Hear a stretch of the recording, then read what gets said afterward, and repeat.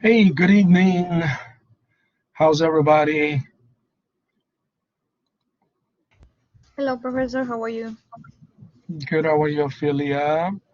Fine, thank Uh, you. we have, 10 people, right? Currently 10 people in the Collaborate. Um, all right. So I would like to remind you that, and some of you have already started on quiz 2 and um, or submitted already. Midterm. Um, yeah, almost everyone did midterm. Let me just quickly show you. Let me share my screen with you.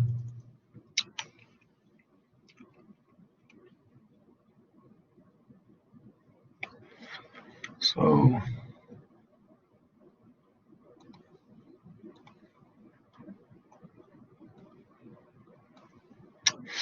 okay, the latest result. Okay, I don't know uh, if you have noticed, but um, the latest test results with attendance as of August 12th.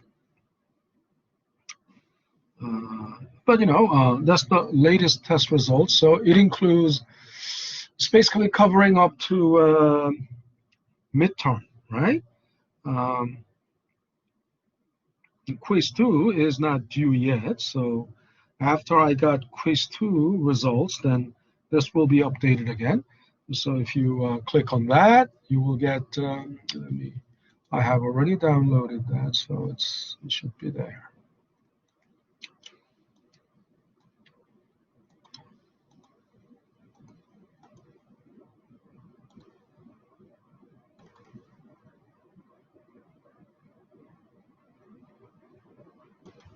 All right, so okay, that's what it is. That's what it is. That's um. So currently, right? Um, uh, the mean of the weighted average is 40.02. So um, right about here.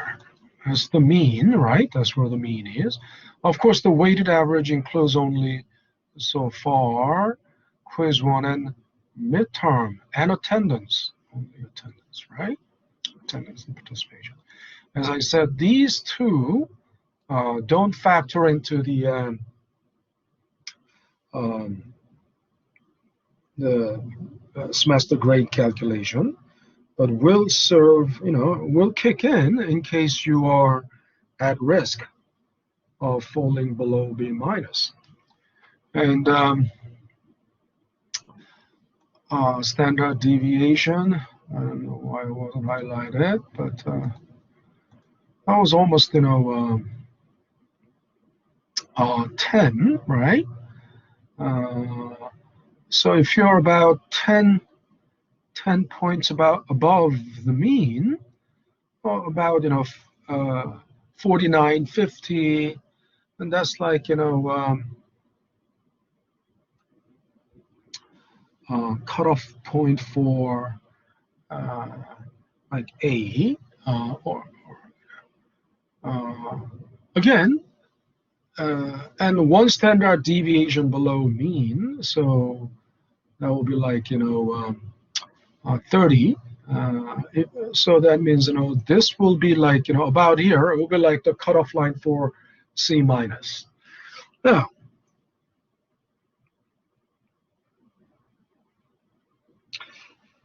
and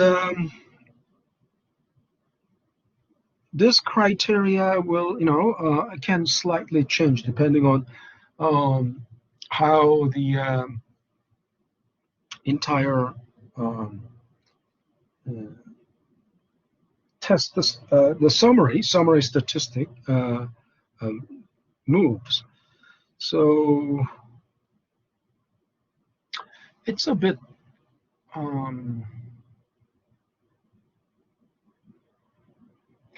So once I get, quiz 2 and final, right? Quiz 2 and final data in, then this will move, right? Probably, 20 to 25 points off, or even 30 points off. Again, the standard deviation will also move.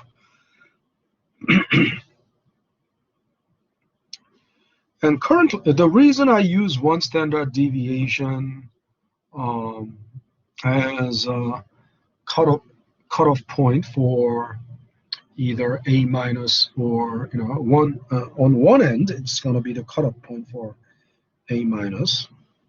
On the other end, it will be towards the left tail, what they call left tail. It will be the cutoff point for C minus. And on the normal distribution, about 68% of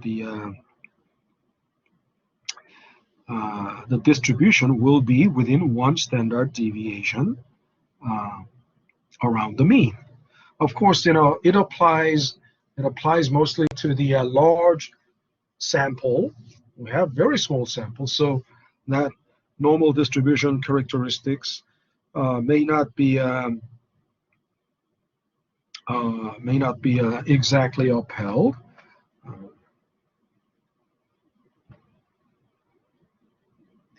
But it in general it applies. It conforms to the normal distribution properties. So usually the sample size needs to be decent. The sample size needs to be at least 30 or more data points, and I have only like 20. It's exactly 19. Still, in the general direction, right? It conforms, right? And think about it, having about 70%. That's the middle 70%. So outside one standard deviation on each side, each tail, there is 16% in the right tail and 16% in the lower left tail. That means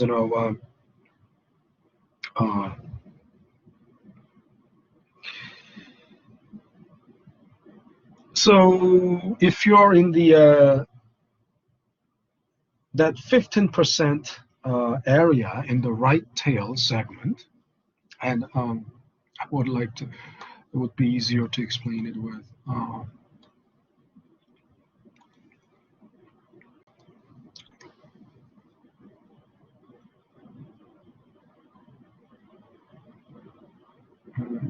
let's type.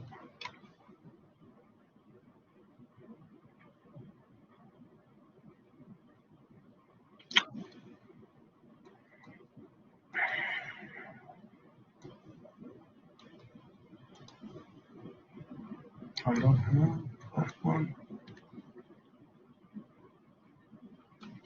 Okay, I have it. This one.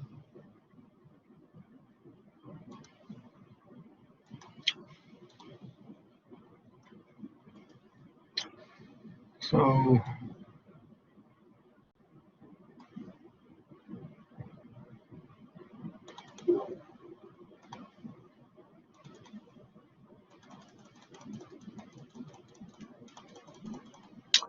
you see,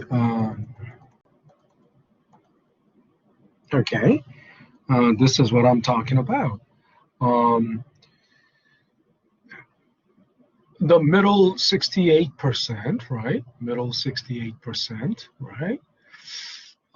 Within one standard deviation around the mean, right? That's mean, mean plus one standard deviation, mean minus one sigma, one standard deviation. So the middle 68% is, distributed within this range. Um, this is 16% and 16%. So, and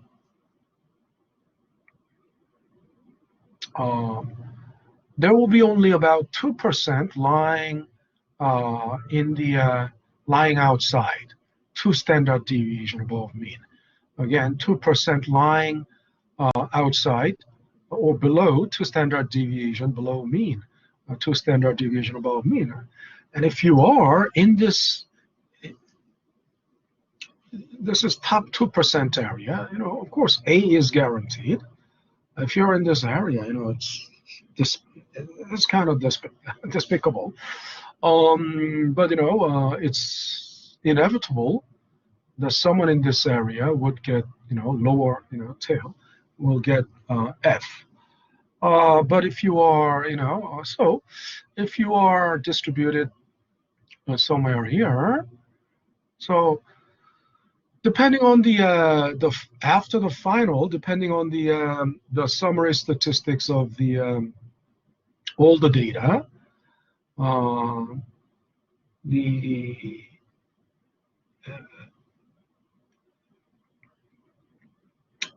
this one standard deviation above the mean will be, A to A minus to A, and cutoff line for A may be, lower than this top 2%. It could be, top 5 or top 8 or whatever. But this will be the cutoff line for C minus.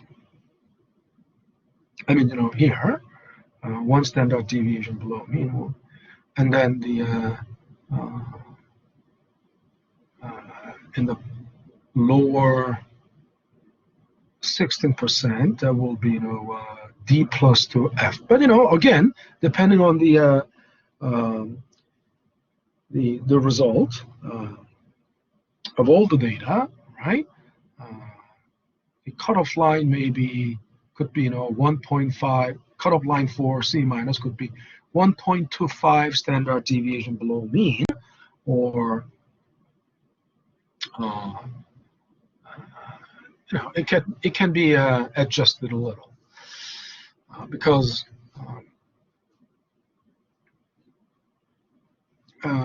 compared to the historical mean and the historical standard deviation, there's a room for a little adjustment to that criteria. So anyway,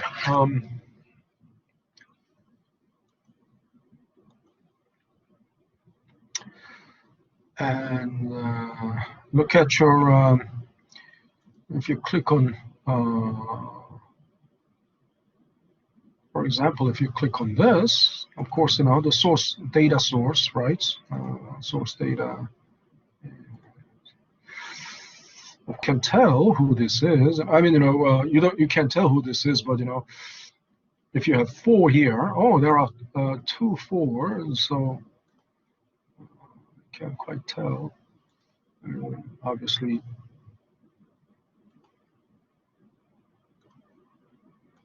here's one. Here's another, right? So please check out the data. Now,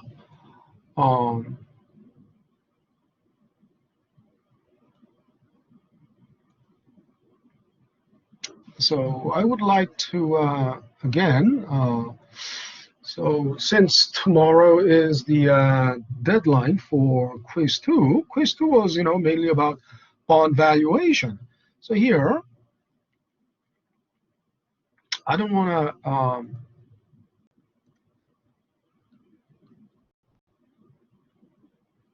Okay.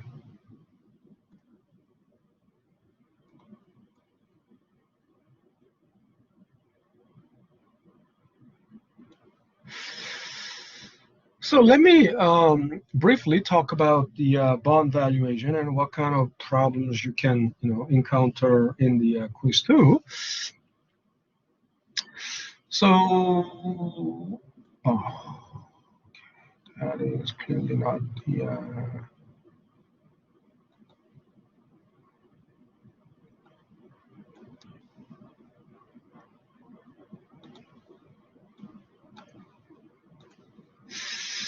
Okay. Now this is the symbol for the rational price of bond, right? And you understand that the bond has two components, right? In valuation is all about. This is the reason why we did the time value of money,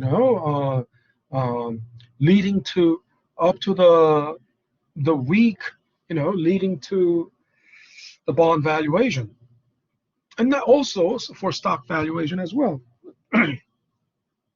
Because valuation of financial asset is all about the present value, right? Because when you say, valuation, it really is about what it is worth today. So,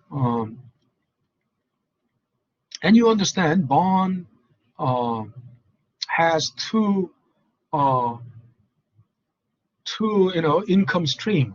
One, it gives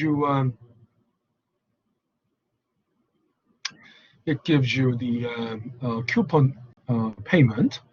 So basically, it is we have to use.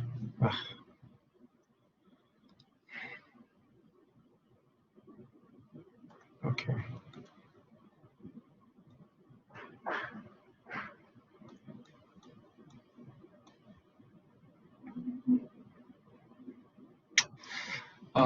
N running from 1 to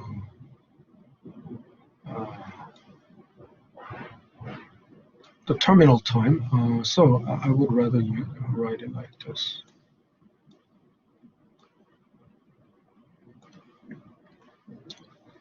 Our coupon payments are always, paid at the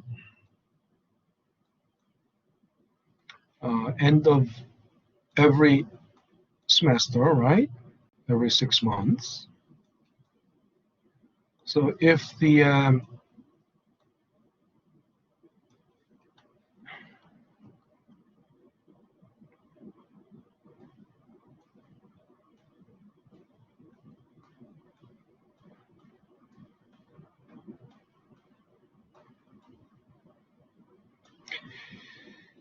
maturity is time to maturity, right? If the maturity is 10 years,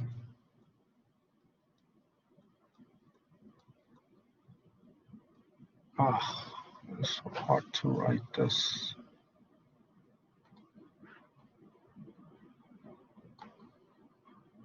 If the maturity is 10 years, right?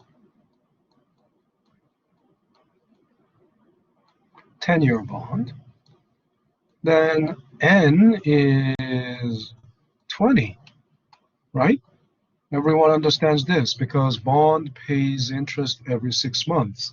So bond is on a semi-annual cycle, right?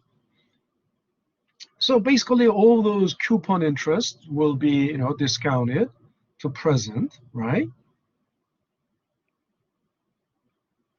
First coupon will be discounted once, all the way up to the last coupon. And then finally, at the end, you will receive the par value or the face value. I mean, there are many names, right? Par value, which is, the face value of the bond, which is $1,000. So it's also called maturity value because that's what you get at maturity. And it's also called, redemption value because that's what you redeem. 1,000 is what you redeem. And because it's going to be paid at the end of the n semesters, right? You're going to discount it by 1 plus r to the n. Okay? Of course, r is the half year rate, right?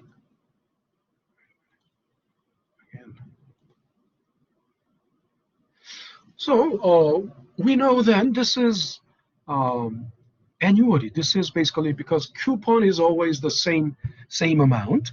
Coupon is, if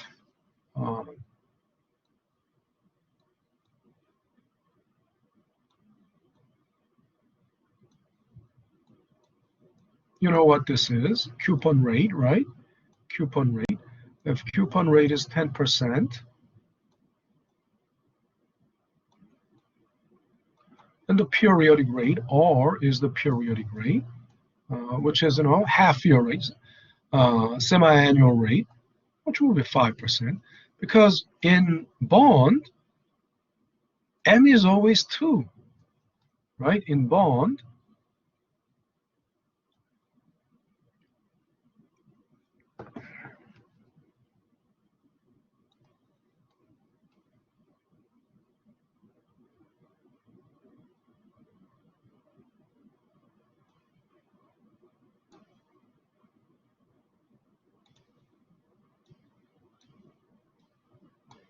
this uppercase T means terminal time, right?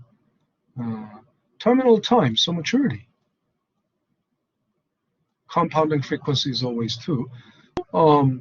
This coupon is an annuity because it's a regular payment at regular interval. So we know it can be all rewritten as this formula, because this is already a single cash flow model, right? That maturity value is, present value of, in a single cash flow model. And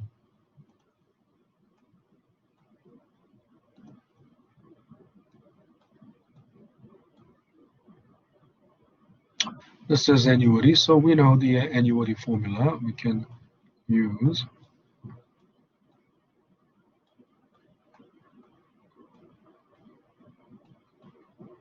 So if coupon rate is 10%, then every 6 months, semi-annually, you get $50, right?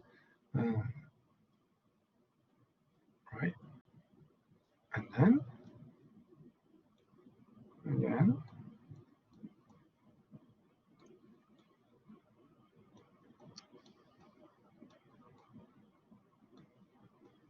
coupon rate over R times. Oh, this is so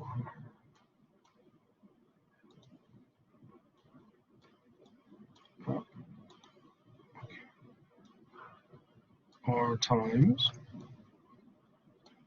1 plus R raised to N.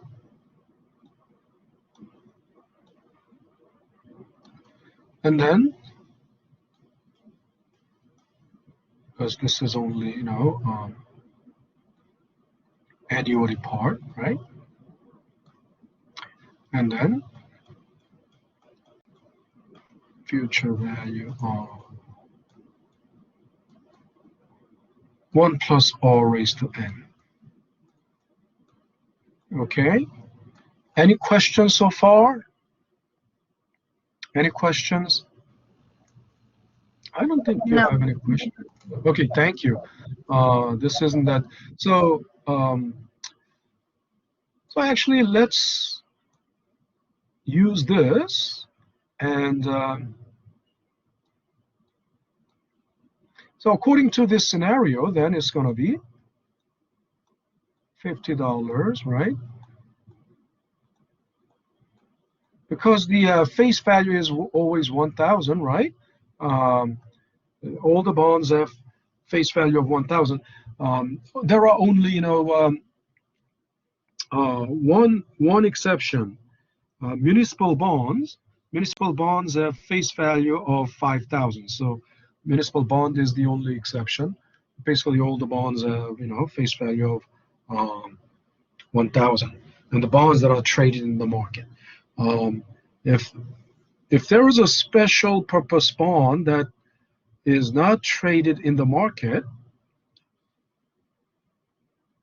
issued only to specific lenders, then they may have, different face value agreed upon between the two parties, but basically it is, all now.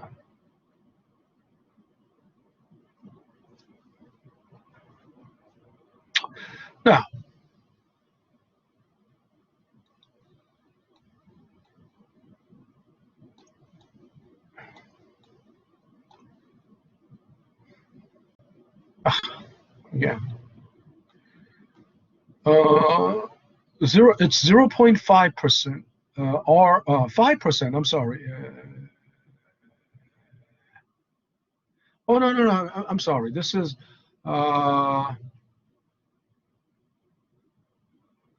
I should the discount rate isn't necessarily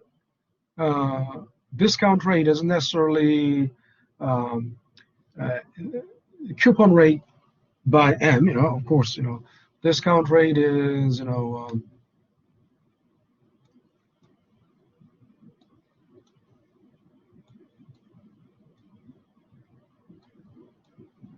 half of the yield to maturity. Yield to maturity is the prevailing rate in the market. Okay, I'm gonna come back to this concept later.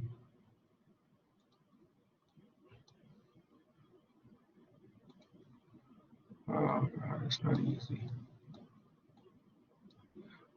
If the yield to maturity is 6%, well, this will be we can tell already, this will be a premium bond, or will this be a premium bond or discount bond?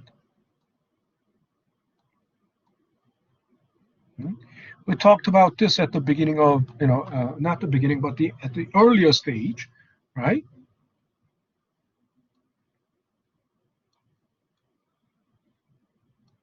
Will this be, the coupon rate is 10%, but the yield to maturity is 6%, then is this going to be a premium bond or discount bond? Anyone? Come on. What? Let's see. We have 12 people here, so Abraham, are you there, Abraham? Okay, Abraham. So you heard the question. Is this going to be a premium bond or discount bond? Huh? No idea. How about you, Abul? There is someone in the chat box. Abraham. Okay, that was just yes. How about you, Abul? Are you there, Abul? Abul? Okay, how about you, Christopher? Are you there, Christopher? Is this a, okay, so Marielle, compound? Okay, Marielle.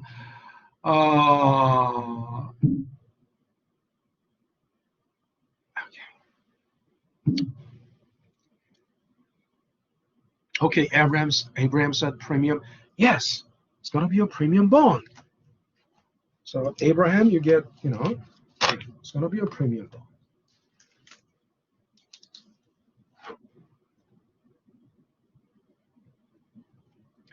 Abraham Garcia. So you're going to get, yeah, it's going to be a premium bond. Why? You remember,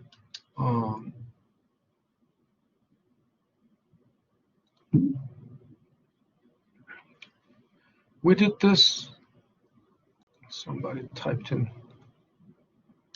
It's premium because, Safia is saying, because the coupon rate is higher than the prevailing interest rate. Yes, you're right, Safia. So you both got 0.25, both of you, right?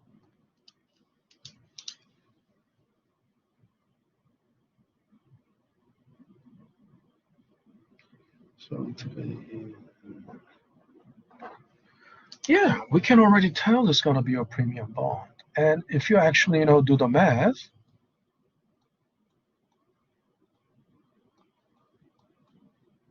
and I will let you do the math, because,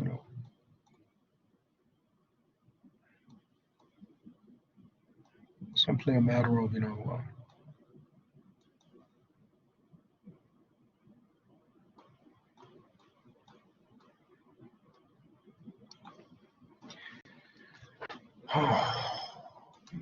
point 03 raised to, in this case, 20.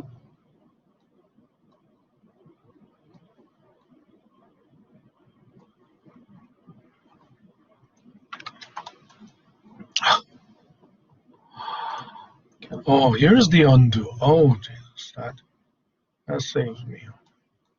And then 1,000 over 1K over 1.03 raised to 20. So,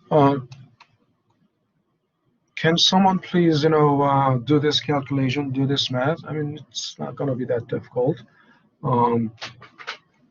We can do it on Excel, but if you can quickly, do it on the calculator,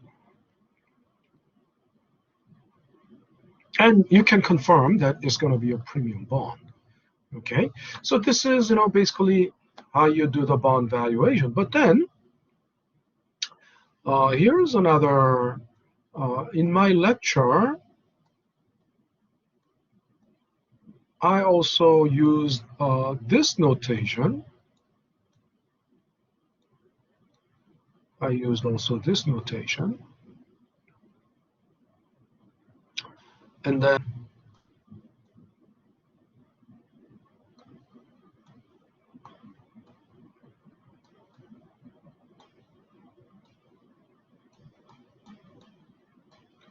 I'll just stop there because, it's really, it takes so much time to write it.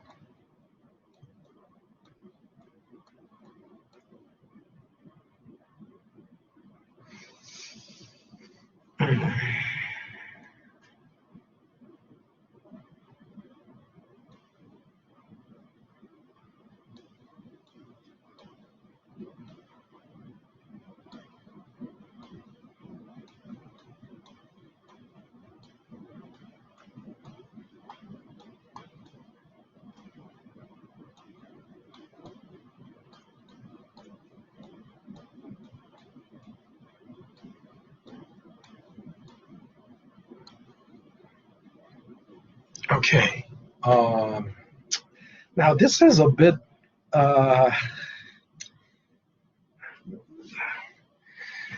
The symbol has a little issue here, but then we'll have to. Okay, if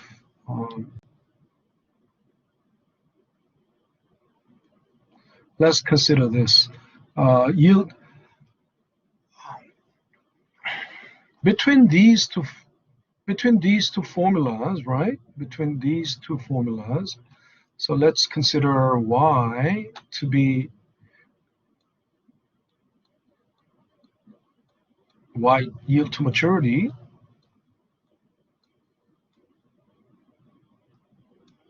divided by m. M is 2 anyway. So you might wonder, what's the difference? Aren't they the same formula?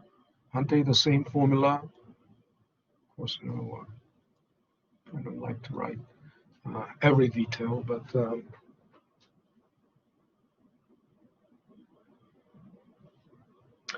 now what's the difference?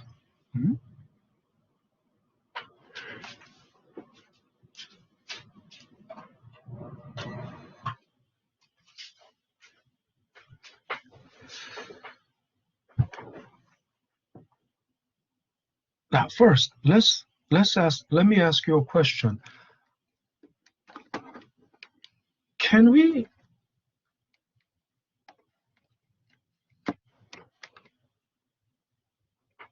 Oh,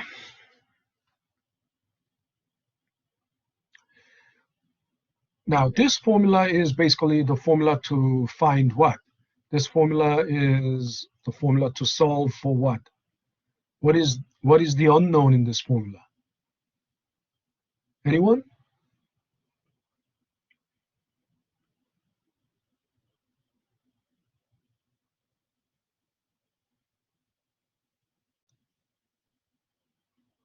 Hmm?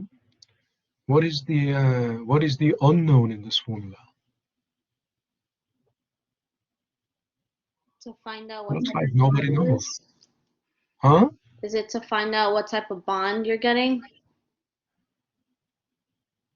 No, not the type of bond. I mean, of course, as a result, you can tell whether it is, a premium bond or um, discount bond. But uh, ultimately, what is the unknown? I mean, what are we solving for? What are we trying to find? What's the Bond unknown? value? Bond value. Yeah, this is the unknown, right? Yes. This is the unknown. And then the rest of them are known because we know what the coupon payment is because, uh, uh, the coupon rate determines the uh, coupon amount, right? Which is, $50 because it's 10% a year. Every 6 months is $50, and we know the yield to maturity, right? It's given, right? Actually, yield to maturity in this case, I told you, is the prevailing rate in the market, prevailing interest rate in the market. Oh, come on. Don't do this to me. Why is it? My mouse is going crazy.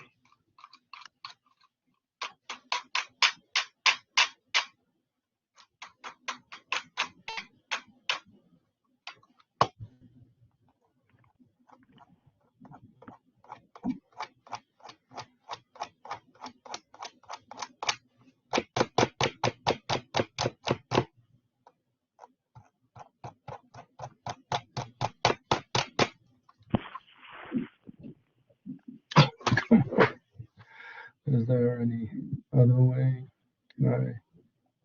If you do control minus, it'll reduce it. Control what? Like control minus, like the subtraction sign on the Oh, keyboard. yeah. Control minus. Is it gonna work? Control minus. Okay. I don't even have my keyboard here. Okay. That original. No, it doesn't work. I mean, it's the mouse wheel that does that, and no. Come on.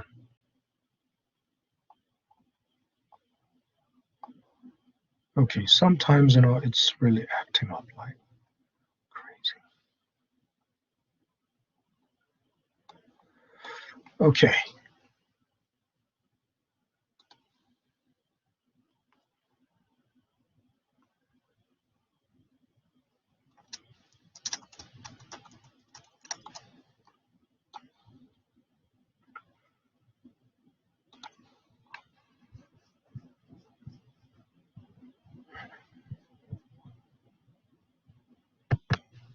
How do I? How do I drag this? Okay, I see.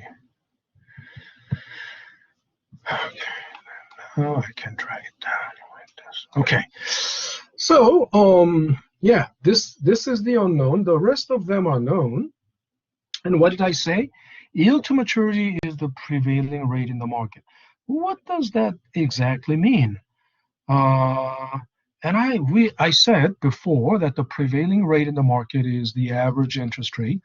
But again, it's not really it's not really absolute truth. Why? Think about it. prevailing interest rate in the market cannot be just 1. Why?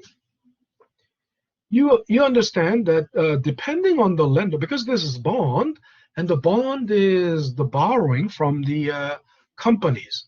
Of course, governments can also borrow, but let's say just corporate bond, and so the companies are the borrowers. So the discount rate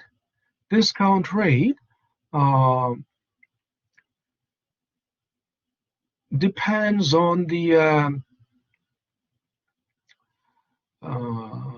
discount rate or the interest rate depends on, not the coupon rate, but the interest rate to discount this bond, future cash flow, depends on the credit rating of that company. You understand? The higher the credit rating, this future cash flow doesn't need to be discounted a lot. In other words, think about it. What is the meaning of this coupon rate? What is the meaning of this discount rate? Now, if this company is a very solid company, if this company has a very high credit rating, let's say $1,000 they are going to pay. $1,000 they are going to pay 10 years from now, means it's going to be $1,000. In other words, there's that much credit worthiness, or there's that much trust in this company. This company won't default. This company will live up to its commitment. So that's what the credit rating is basically telling you, right? That's what the credit rating is telling you. So it doesn't need to be discounted a lot. You understand? But if this company's credit rating is very low, this company is a very shaky and risky company. So their promise to pay $1,000 10 years from now needs to be discounted a lot. Make sense? In other words, their bond, as they say, my word is my bond. But for that expression to hold, that means your credit rating must be very high. Because if you're not a reliable person, your bond means nothing. Therefore, your word is empty. You understand? So, if a company's credit rating is very low, then the promise of future cash flow, this is basically stream of future cash flows, right? You'll get 20 coupons. You'll collect 20 coupons over the life of this bond, but that's cash flow, stream of cash flow, right? Cash flow stream. Also $1,000 at the end. That's also part of the cash flow stream, right? And if the company has a high credit rating, they are valued really at their face value. In other words, 1,000 will mean 1,000 10 years from now will still mean 1,000, right? $50, 1 month from now will be, 6 months from now, still $50. $50 2 months from now will be still valued at $50. Of course, because of inflation, right, we will have to, we cannot take it, 10 years from now, 1,000, simply because of inflation, future value 10, right, $1,000 that's, in 10 years into the future, will have to be discounted, at least made adjustment for inflation. But, we're assuming that, you learned, theory of interest, the cost of capital. What does it, cost of capital already, has risk premium for inflation already built into it. So assuming that, so that's what discount rate does, if your company is, even if your company is 100%, even if this company is 100% safe, so zero risk, I mean, like US government, federal government, zero risk. But if you're still discounting it by 3%, then at least, that means, 3%. So 3% is uh, uh, inflation, at least, adjustment for inflation, right? Makes sense. Of course, because this is, some kind of interest rate, inflation, in that 3%, inflation would be 2%, and the real return on the money is, just 1%, or, vice versa. So the idea is, yeah, there can be no just single rate for as the prevailing rate in the market. Did someone say something? Did someone say something, or was it my voice, echoing? Sometimes, I hear my voice being echoed back. I don't know why, but some depending on your audio setting, that happens. So where was I? That's why we are discounting, because future value needs to be discounted, because first of all, across the board, I mean, regardless of credit rating, regardless of the credit rating of the company, everything in the economy will be affected by inflation, right? And then there is a default risk premium, again, and then liquidity premium, maturity, risk premium, and uh, uh, so think about it. The company with very high credit rating, who has only zero risk, I mean almost zero risk, risk free, right? Still, there will be some, risk premium.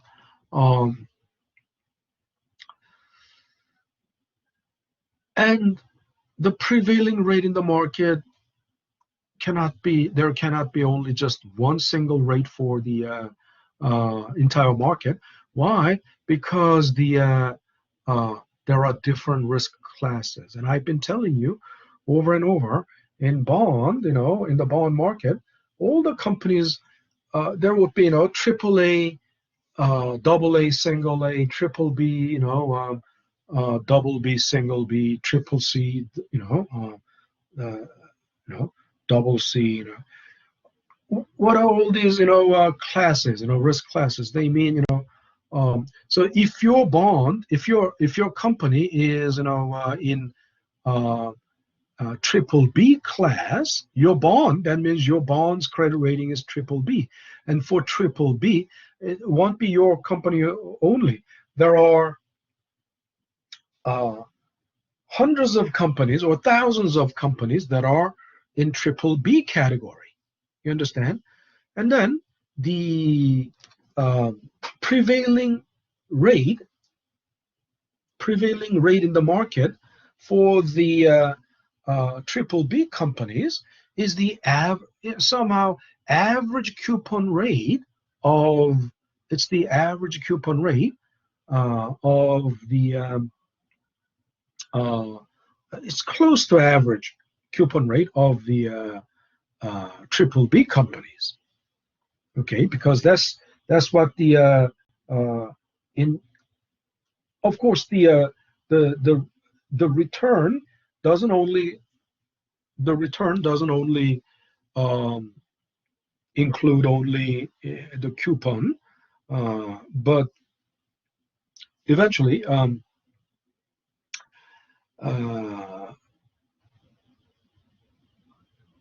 if the capital gains or capital loss is immaterial, right? If the capital gains or capital loss is immaterial, then the return is mostly from the coupons, right? So, and even if even if there are 1,000 companies in triple B rating, they don't pay all the same rate.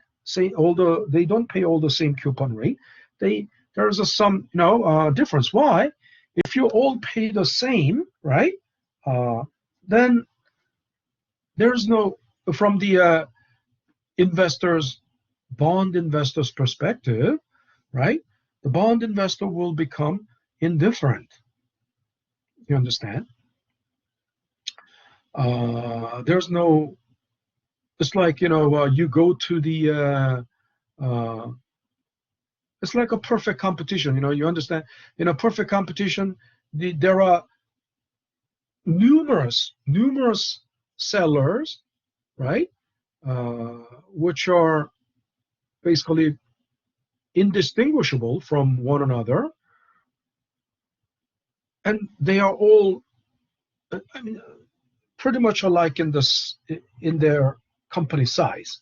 The company size is determined by its asset size, and the product that they sell are indistinguishable, right? There are numerous sellers selling identical or homogeneous products, identical. So, hope you're a good example. Paperclip, if you think about it, wouldn't paperclip be the very good example? Of course, paperclips nowadays, they are rubber coated and colorful, but basically all paperclips are the same, and they are pretty much homogeneous. I mean, there is no one single paperclip that is fundamentally different from any other, right? So think about it. In a perfect competition, a buyer will be indifferent to the sellers because the products are all the same, and no one particular. You understand? I don't like to speak. I mean, I don't like verbiage. It's exhausting. First of all, it's exhausting to speak, and something that can be captured in a single equation. That's why in economics and finance, everything is only in math, because we don't like verbiage. Verbiage takes so much time and it's inefficient. But a single equation captures everything in it. So when I say it's like perfect competition, then that means that captures everything. There's a lot of things that condensed in that sentence. So again, even if there are 1,000 companies in the triple B category, cannot be all this. I mean, if they pay all the same coupon rate, then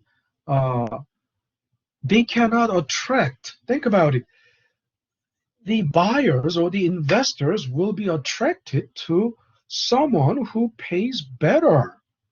I mean, if the risks are all the same, right?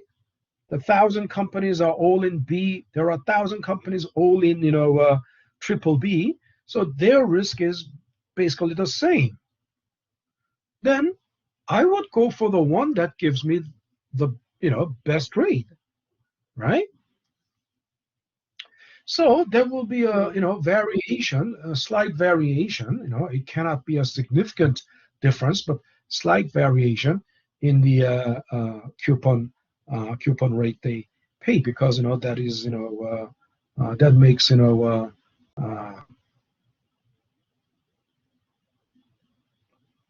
that makes them stand out.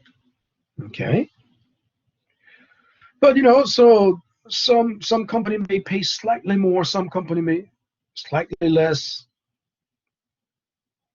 but the average of that will be basically the yield to maturity. That's the prevailing market for that for that category, for that risk class. You understand?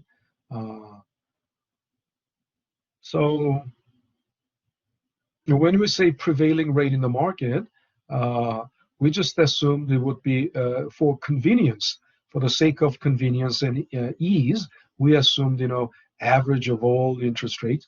No, but obviously, there's no point in averaging all the returns in different classes. I mean,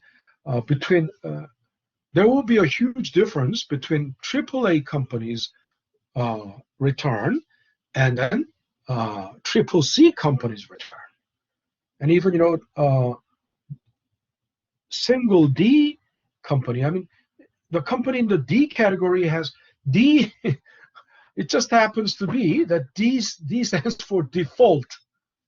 Okay, now just like V for vendetta, D for default. It just happens. This is not a pun, but when they develop this credit rating system, the companies that are in D rating, they have already defaulted. They have defaulted, and then the difference is recovery possible, recovery impossible. So think about it. A company in the D class, they will have to pay very, very high coupon and very high return to get invested. Right? You understand? And the companies in the A risk class, AAA, they don't have to pay almost nothing. They don't have to pay slightly, just minimal. So averaging across all those different risk classes will be completely meaningless at the end, right?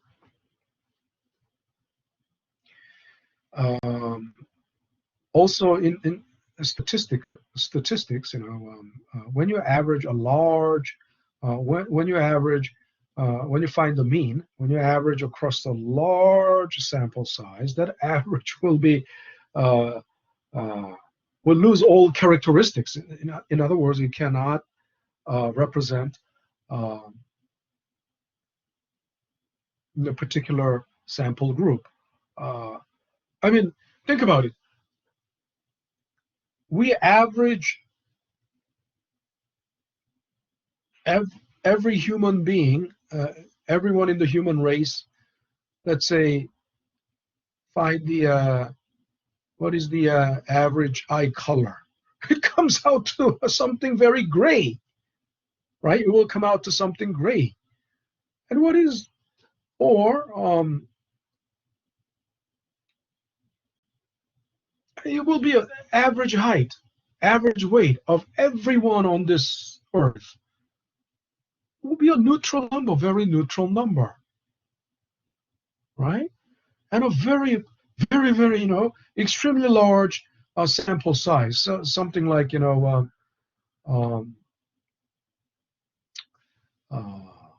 number of eyes of every life form in the universe. I mean, if you do that, what's it gonna be?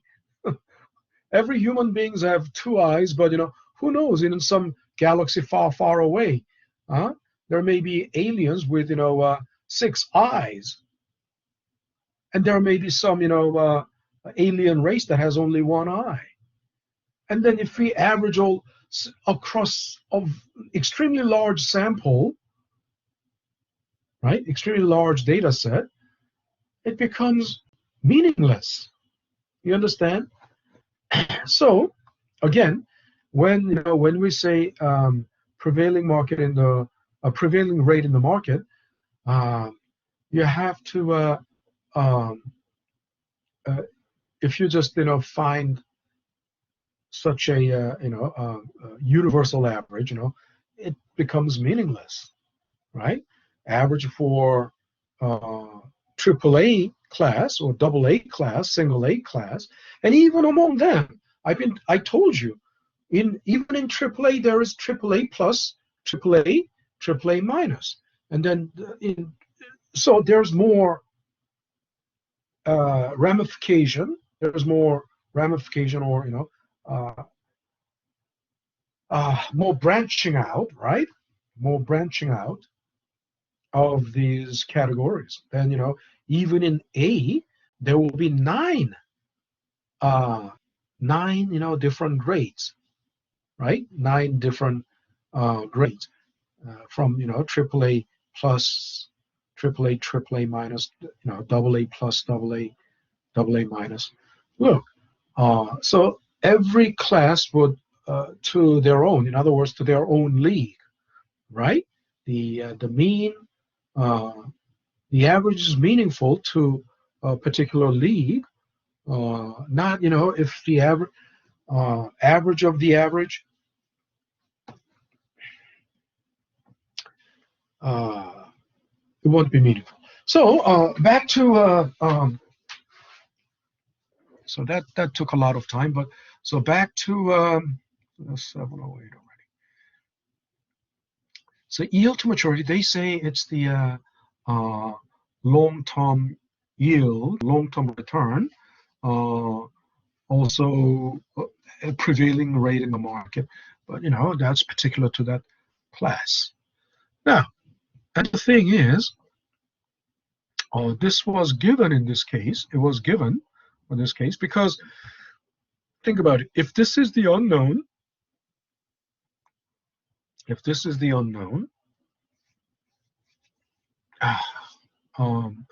then other things are known. Other things have to be known because, and only when we know these numbers, then we can find this. Then this is called, this result is the rational price of the bond, rational price. In other words, it is the fair value. It is the fair value, and it is, in other words, what needs to be, it's also the same thing in the stock. I mean, how do you know what is the correct price of the stock? It has to be the rational price, or the intrinsic value. Why? And what is the intrinsic value? I mean, like in the in this bond valuation formula, in the stock valuation formula, it's also the same concept. Nothing else matters. Nothing else matters, because if you're a rational person, a rational way to value that financial asset will only have to depend on the cash flow stream it's going to generate in the future and the discount rate, right? Nothing else should matter, because people who like, if I ask these questions, and there are a lot of these type of questions, then there are a lot of verbal speculations, all those verbiages, wordiness, they are nothing. They don't really hit the core, but just always, it's like a cloud just beat around the bush. It's just nothing but smog or fog. You understand? It's just not all fuzzy, but you never get.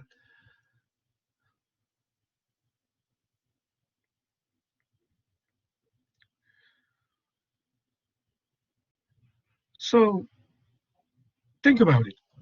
The price of the stock fluctuates every day. And why? Do you think that's the correct price of the stock? If it is that fickle, then that's not the intrinsic value. And it is so fickle because in the market, market participants, in other words, buyers and sellers, they don't know they don't know the intrinsic value, and they are being swayed by a lot of noise, right? A lot of noise. And every day it repeats, every day, you see the headline, um, the stocks lost all its gains,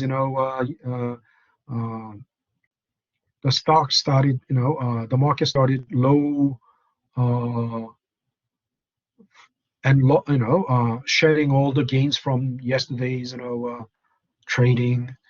I mean, just over one day, yesterday, the stock market was good, and today it's, suddenly bad. And the news, there's a news, there's a soul searching, why this happened. And it's because, blah blah blah blah blah, the Delta variant, um, job market recovery wasn't that strong. And then after all those, those are noises. All those noises, it's not really based on anything fundamental, right? It's all noise. And no, it's not based on anything fundamental. It's not based on fundamental valuation. It's just, all those noises. And then by the end of the day, the news has, changed. The tone of the market is upbeat now by the end of the day. And all these things are, these fickle noises, if if you bet on those fickle noises, then, and basically, day traders are basically doing that. Of course, day traders, they're not long-term investors. They just want to make um, big bucks by, good market timing. I mean, buy and sell and buy and sell. I mean, there's no way you can exactly nail the good timing, right? You cannot nail down exactly. And sometimes you get lucky, and if you're lucky, you sold at the right point, and sometimes, you buy at the right point, when the market was temporarily lowest, and when, you buy when the market is temporarily lowest, and you sell at, if you're lucky, you sell when the market is at its temporarily highest. But then if the trend was, looking at the long-term trend, if the trend was upsloping, no matter at what point you bought or sold, eventually in the long run, you realize capital gains, right? So, but day traders are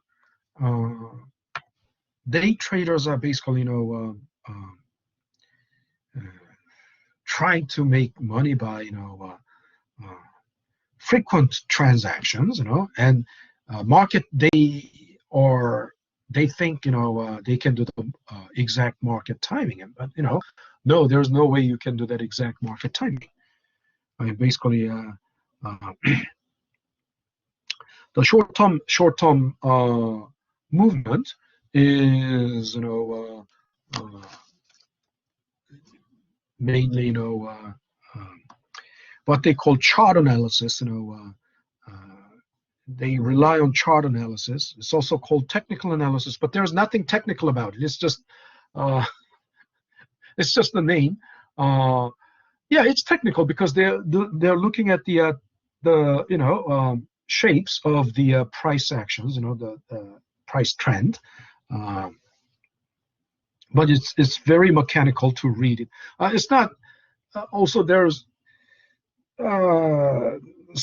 sometimes it's an art form because it's not just mechanical. You have to depending on whether you look at the big picture or small picture, you can read different signals from, and then it's almost juggling. It's almost like a juggling, right? In the circus. So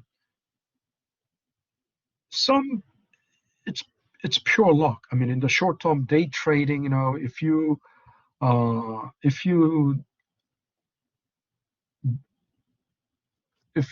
lucky, and then so you had a good timing, you can make money, but that's pure luck, and then nothing coming from fundamental, nothing coming from fundamental analysis, but it's just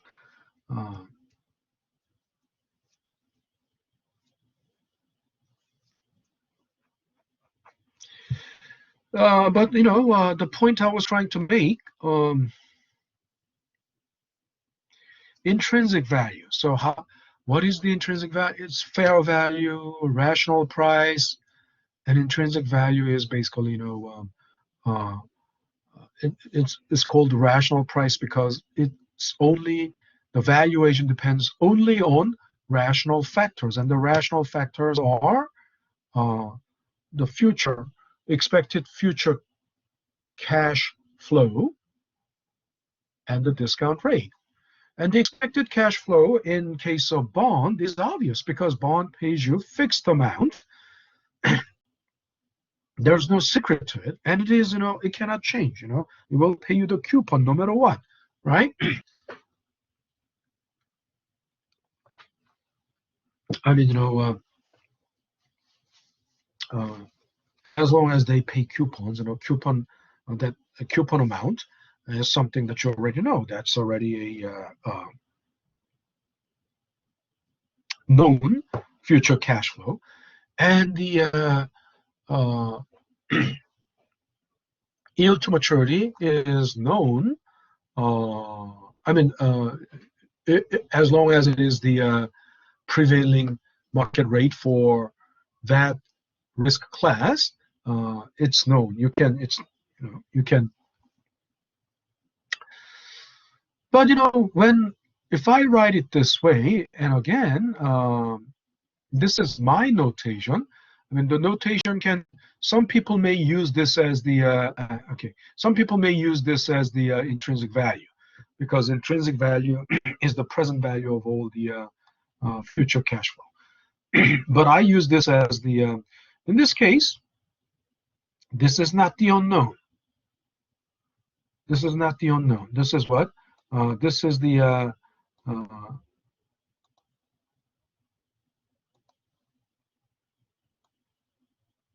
this is the market price of the bond. So what does that mean? And isn't this the price of the bond?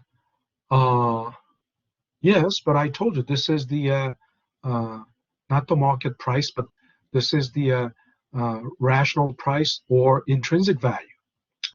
And then what is this? This is the market price. Market price is what? Market price is the literally the price that you can see the quote of, right? Every minute, if you on Yahoo Finance, you can follow the stock price. Every minute, or every 30 seconds, it changes. That is a spot price, or market price. And what does that? What is that? It changes, every time there is a transaction, right? When there's demand and supply, and demand and supply. Yeah. It's based on the demand. Just because there's a demand and supply, transaction may not happen when the quantity of demand. I mean, lots. The number of shares, in buy order and the number of shares in sell order don't match. But of course, there's a small pocket, always small pocket of transactions, because the brokers, right? Brokers have different clients. Brokers have different clients, and one brokerage firm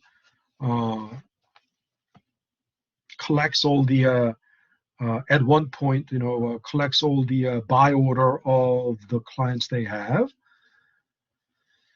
and the trader will try to match the sell order quantity of the sell order with the quantity of buy order at a particular time, and then there's a trader for a brokerage firm A, there's a trader for brokerage B, and if there are like brokerage firms A through Z, there will be transactions. There will be at least 24 different transactions happening. Not all at the same time, not simultaneously, but at different times. So the price changes constantly. But then remember, market price is really swayed by a lot of noise, right? So market price may not be the rational price because the noise can, and people are making, irrational decisions based on the noise, or not only because of that, but because of a lot of, day traders. Because day traders don't care about the fundamentals. Day traders just want to buy low, sell high, in brief period, very brief period, even within 10 minutes, even within 30 minutes, or even so. They don't care the fundamentals of the company. They don't care whether this is, because they are really investing. They are just, it's a gamble, right? For day traders, it's a gamble, right? They just, think that, this uptick in the stock will, take this, take the price to, and they think this is the, day's low, or, this is low right now, and 2 hours later, I mean, even not even 2 hour, horizon. Their time horizon is not even 2 hours now. They buy, for example, if it is, Amazon and Apple, and let's say Apple is, $200 now, and if they think Apple's, by looking at the chart, they think, Apple's gonna go up in, by about, $10 within the next, 20 minutes. So they buy, 1,000 shares. That's like 10 lots. Each lot is, each lot consists of 100 shares.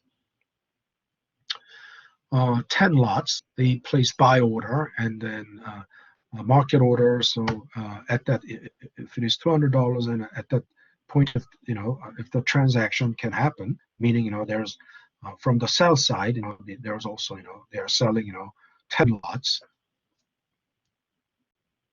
and then within just 10-20 minutes, if the price goes up to 220, then they sell, or 210 even, they sell, and then if it goes up to 220 anyway, that's 10% return already, right? 10% return. But think about it. If the timing is right, I mean, if in 20 minutes they see Apple going up to 220, then and if they can place a sell order, and if it sells right away, of course, it doesn't have to be a spot order, a market order. It can be a just the term, you can trigger, you can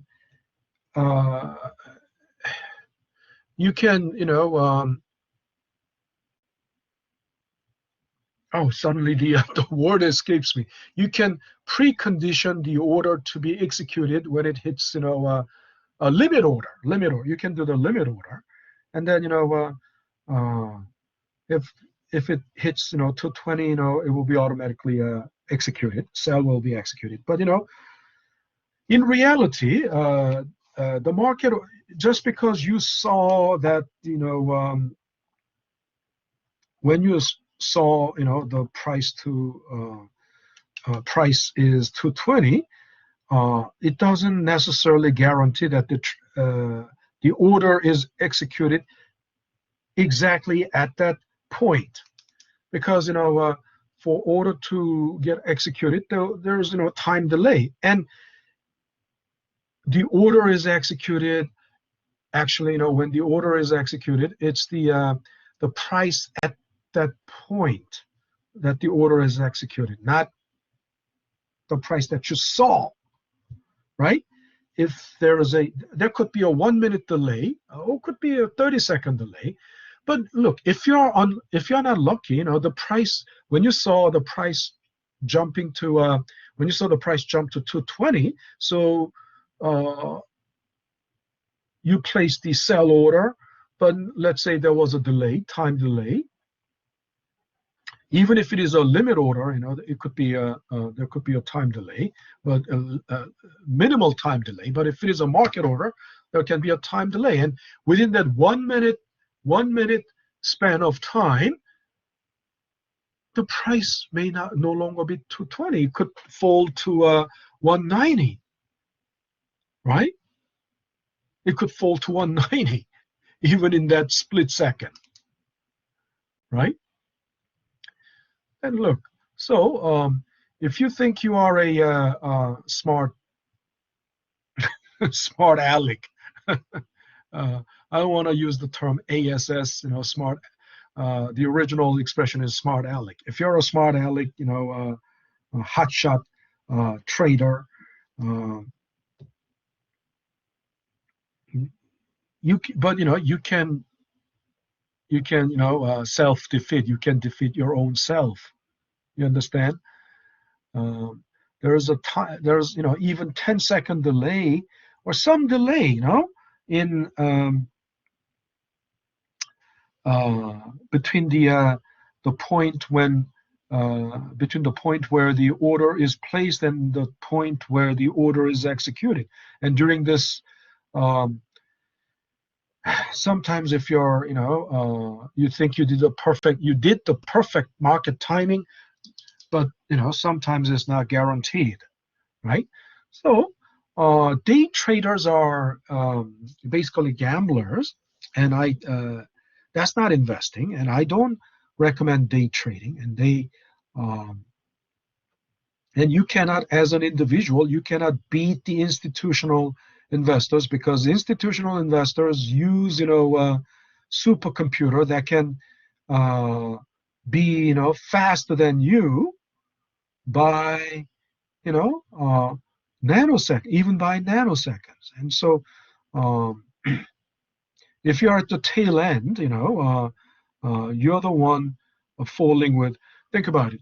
The price, they usually they sell high, but once they sell high, then the price will fall, right? A large volume has been sold, then the price will drop immediately. And you may be holding on to that because you cannot beat the supercomputer, you cannot beat the institutional investors. You will be holding the tail end of that sell, and then it may be already too late, because by the time your order is executed, then it's already after the drop in price. So I always tell the whoever, any student,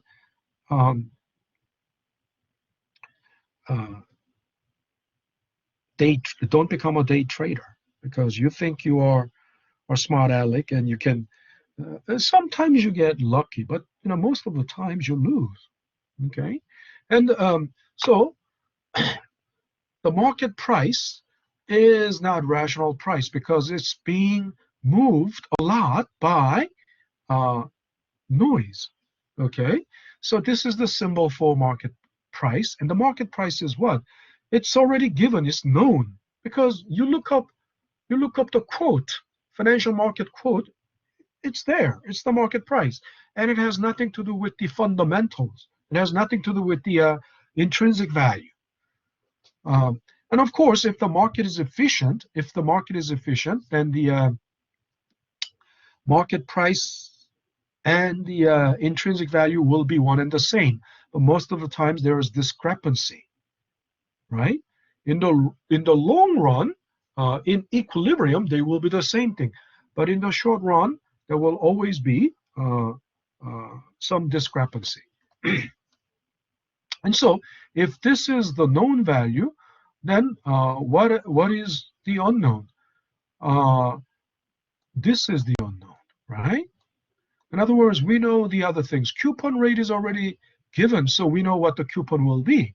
And the face value is always given. It's always $1,000. It's, it's known, right?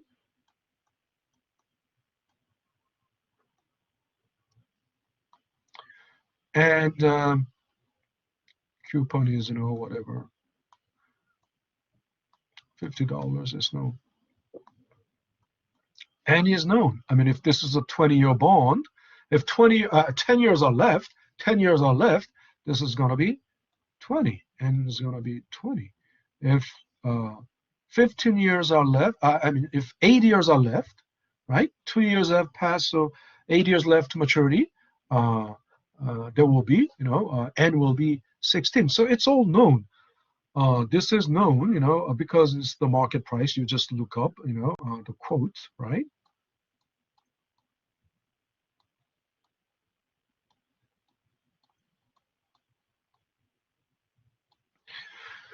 Then what's the idea? There's an equal sign. That means, all these, if this is correctly priced, all these, assuming that the market price is the correct, I've been telling you, if it is, if the market is efficient, then it should be, equal to the correct, rational price. And then because we don't have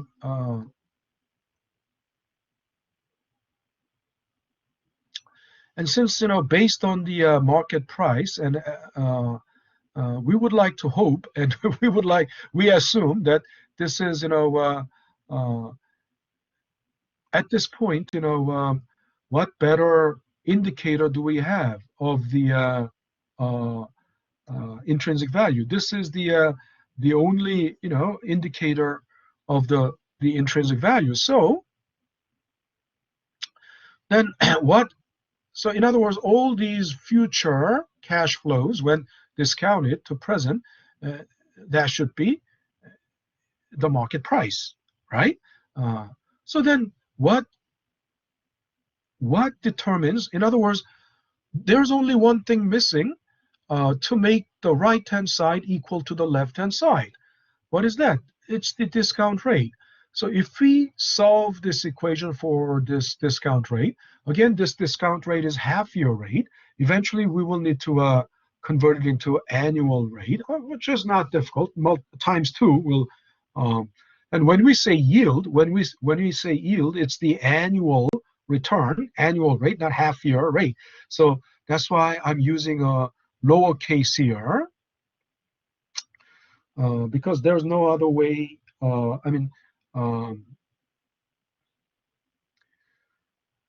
Normally R is used, but then because R is the periodic rate, but then if I use R here, then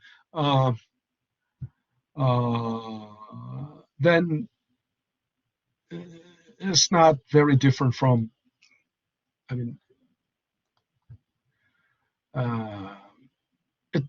it becomes, indistinguishable from the this one. So this is half year, right? Yield. So we can solve for y, and if you solve for y, then times 2 will give you yield to maturity. Again, so these two formulas are basically coming from the same starting point, right? Coming from the same idea, but simply which one is the unknown, which one is the x. Yeah, the difference is, this one is the unknown. Think about it. If b equals exactly PB, in other words, if the intrinsic value is exactly equal to the market price, then y will be exactly r. Make sense? But then if they are different numbers, if intrinsic value and this is different, for example, if we solve this equation for y, and let's say this comes out to be 0.35, and then obviously that means this and this will have will be different, because according to our scenario, right? If yield to maturity is given as 6%, then R would have to be 3%, and that will give you some number here, which is the intrinsic value. But this one, this is the given, and then depending on what this is, this may be different, right? This may be something different, right? But again, here's the reason I have spent so much time talking about this is that the yield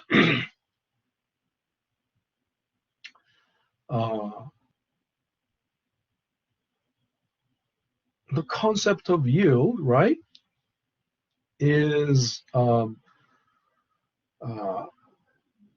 it comes up very often, and they say yield to maturity is the long-term return on the bond. Of course, when I say long-term return, when they say long-term return, it's annualized return, because all the rates must be annualized return, and then so annually, right? If you have 20 years left to maturity, annually, this is the return you will get. Of course, this will change as the remaining years decrease, right? It cannot be the same thing every year. When you have, so 1 year later, then I mean, if the time left is 10 years, then you have n is 20. 1 year later, n will be 18, right? 1 year later, then n will be 16. And as remaining time to maturity decreases, right? It will this will have to be different, right? This will have to change, right? Why? You saw, we talked about this when we did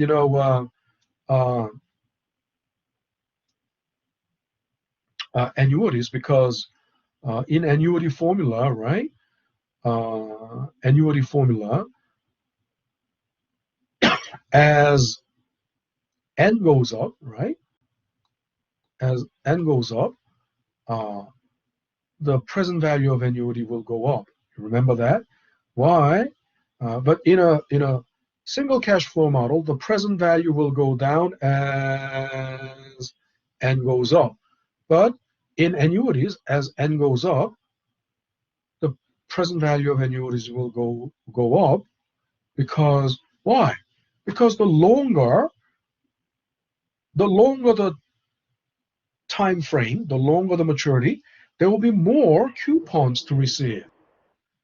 So that means if this goes down,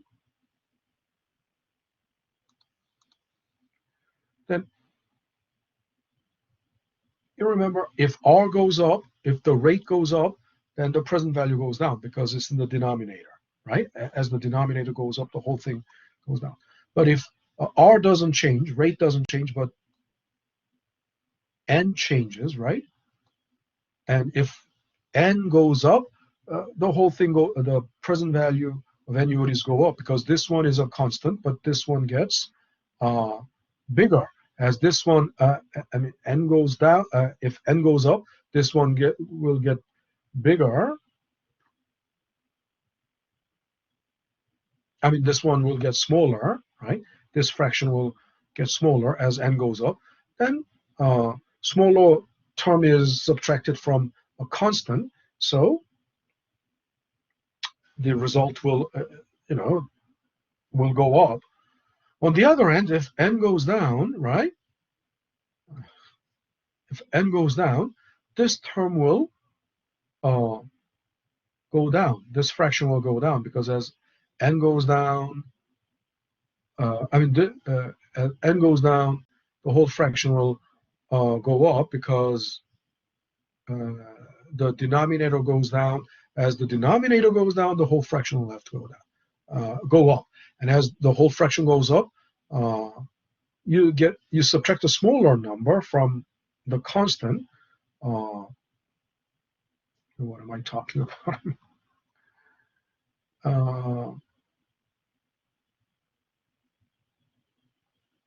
Yeah, if n goes down, this thing goes down, so this thing is bigger. So the bigger number, bigger thing is getting subtracted from a constant, so the whole thing goes down. So think about it. So it will have to be, as time goes on, right, and as the remaining years drop, right, the bond value would have to go down. Also, it will go in the same step. It will, this will also follow the same pattern. Of course, when the intrinsic value goes down, market price will also need to go down too. In pretty much the by lockstep, right? In other words, it may not be exactly the same number, but by same degree, by some similar degree, this will go down too. So yield will also have to change every year, right? So yield to maturity is the long-term return. That's what you get on average annually when you hold the bond until maturity. And then it's also a discount rate, right? It's the discount rate being used. Of course, half-year rate.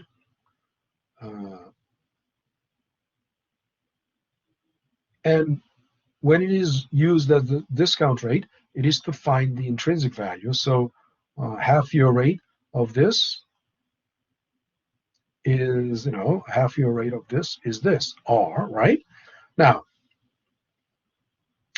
on the other hand, there is current yield. Current yield is the short-term yield. Short-term yield means, what is short-term? Isn't short-term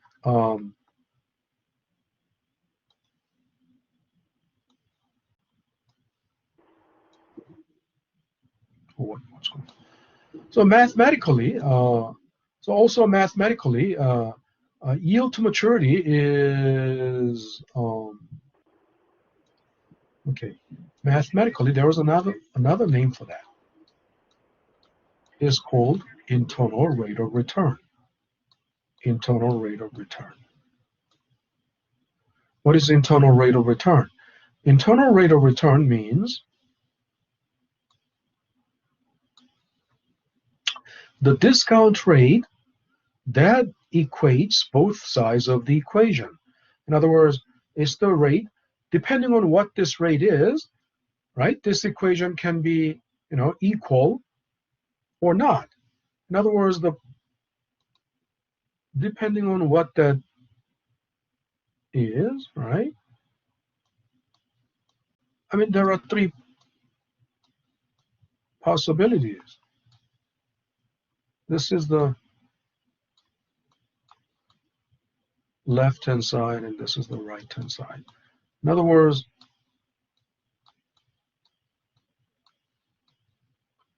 depending on what the discount rate is, the left-hand side can be greater than the right-hand side, or equal to the right-hand side, or less than the right-hand side. Okay. Of course, as an investor, look, what is this? The right-hand side is the present value of all the.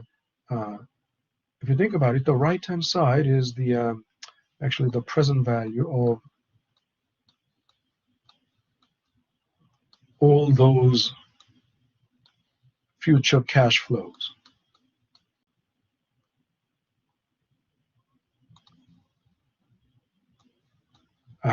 Okay, I'm not gonna, because F, that looks like free cash flow.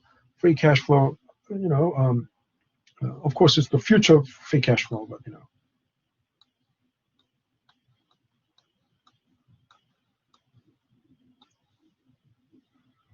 the right-hand side is basically the all the future cash flows.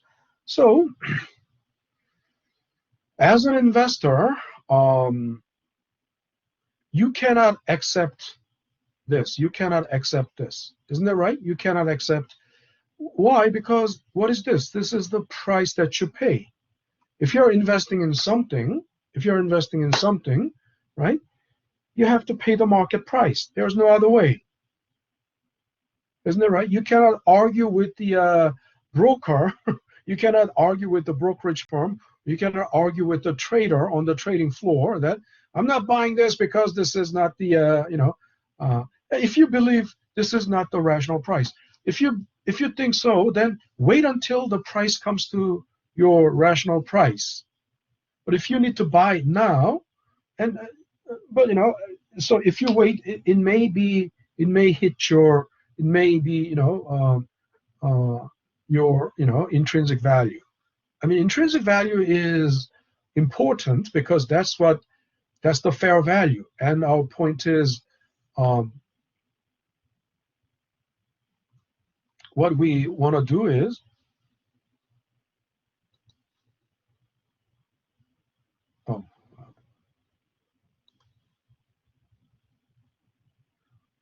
our question is, in the short run, we want to know this.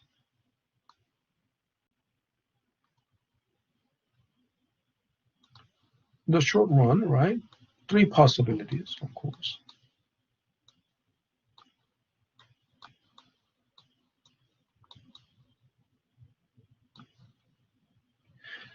Is the market price greater than the intrinsic value or equal to intrinsic value or less than intrinsic value? If the market price is less than intrinsic value, what can you tell? Think about it. 3 possibilities.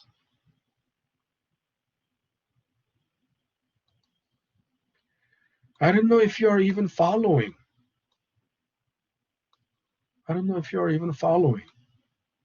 It's a strong demand if the market value is higher than the intrinsic value. Say that again. It means that there's a strong demand if the intrinsic value is higher. If the demand is strong. Sorry, if the intrinsic value is less. Yeah. So the market value is higher. That means that if the market value is higher, that means that the demand is high too. Yeah. You're right. If the market price is higher than the intrinsic value, that means there's a very strong demand, right? And who is that? Safia? Who said that? Yes. Okay, Safia. This is a logical thinking, so I'll give you. You're racking up a lot of. This is a logical thinking. Yeah, I'll give you another 0.25. But what I'm think about it. If the market price is greater than the intrinsic value, yeah, there's a very strong demand. But also, what does that mean? Is it okay? I have to put. This has to come out of my mouth. It cannot come out of your mouth. Okay, is it fairly valued? If market price is greater than the intrinsic value, is it fairly valued? Of course, the No, answer is no. Then how is it because the valued? intrinsic How value is is it the valued? fair value, so that means that it's incorrectly valued.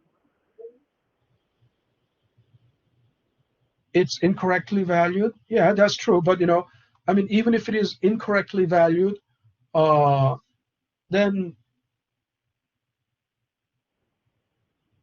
incorrectly how? How incorrectly Because it's how? unfair, so it's too low. Yeah, unfair. So it's incorrect. It's Too low. valued incorrectly. But how? Is it Too low. too low? It's actually too high. You understand? What it is saying is intrinsic value is $200, but market price is 220. Intrinsic value 200. Market price 220.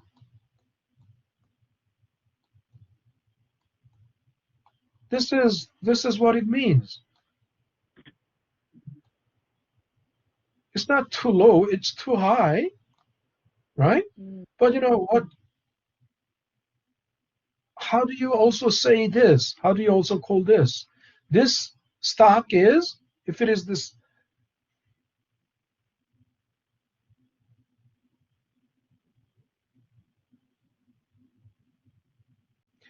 look, you have, suppose you are shopping for a house, right? You're shopping for a house, and then uh,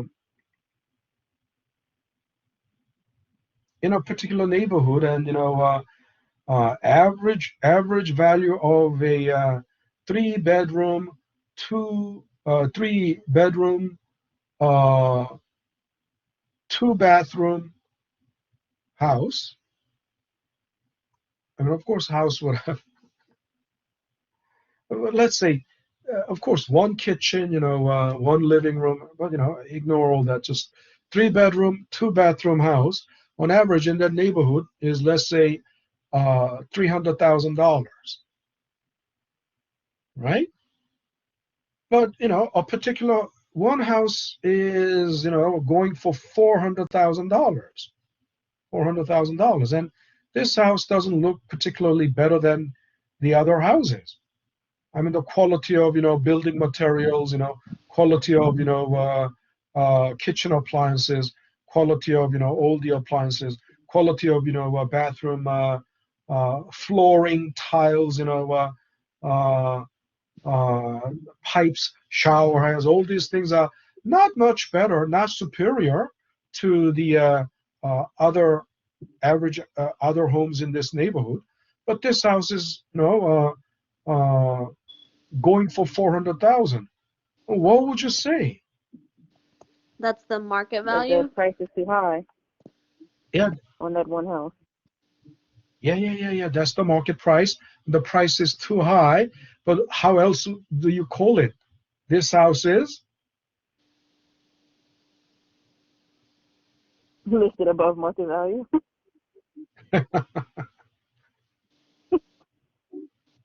it's above the yeah, intrinsic value, right?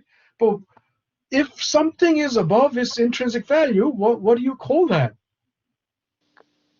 Is it no. Principal? What? Principal? Oh, No. premium? There you Yeah, go. there must be some Premium. premium. That's why. But then, if there's, but the premium, there's no reason for any premium, because if it is, let's say, why does everything, the building material quality of everything is the same, floors, tiles, kitchen Oh, so it's appliances, overvalued, like everything it's is, rated So too it's just high? the market value then, is it no, not? what? It's just overvalued, like it's too high? Yes, that's the Yeah. word. It's overvalued. It's overvalued.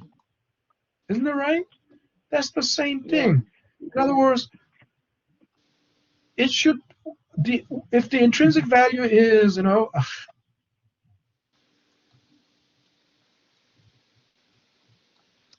if the intrinsic value, what's happening?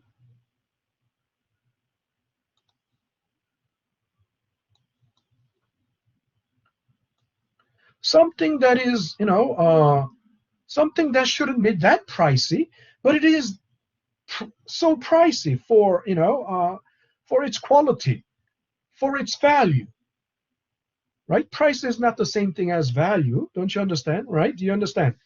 Price is not the same thing as value, right? Why?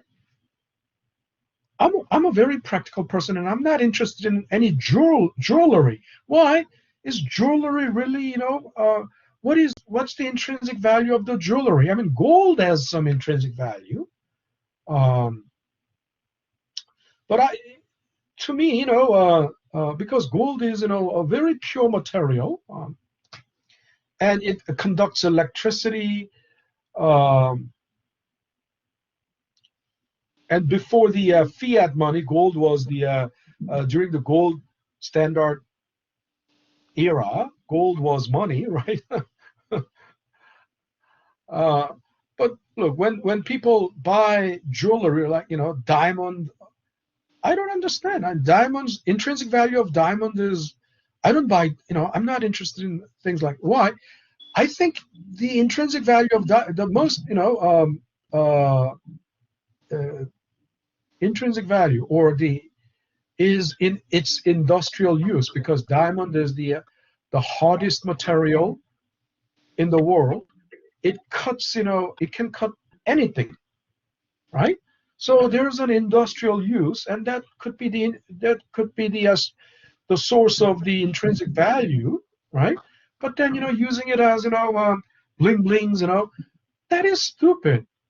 I mean, and the diamonds are like, 1 carat diamond is how much? I don't know. 1 carat diamond, $1 million. I don't know. With $1 million, I would buy. It can buy at least, like 500 great computers. For me, computers are more important than diamond. They have more, they have more utility, right? They have more usefulness. Well, what can you do with the diamond unless, you use it to cut, some hard material? Huh? You cannot eat it, you cannot consume it, but with the diamond, can you do the computing? Can you create, so there are things that are overvalued. I mean, I don't know. Of course, it's demand and supply,